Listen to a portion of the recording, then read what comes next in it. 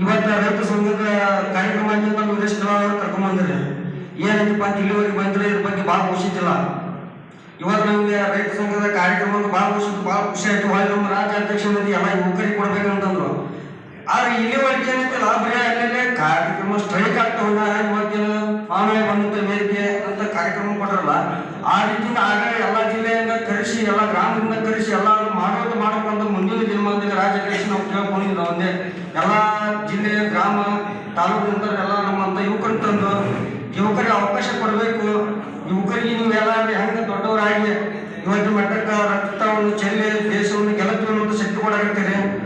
ಆನಂತರ ಇವತ್ತೇನಪ್ಪ, ರೈತರ ಭೂಮಿ ಖರೀದಿ ಮಾಡಕತ್ತಾರ, ಫ್ಯಾನ್ಯರು ಆದಿನ ತೊಗೊಂಡ್ ರೈತರು ಅಲ್ಲ 29 ವರ್ಷ ಖರೀದಿ ಮಾಡಕತ್ತಾರ. ಮುಂದೆ ಕೊಡ್ತಾರ ಗೊತ್ತಿಲ್ಲ.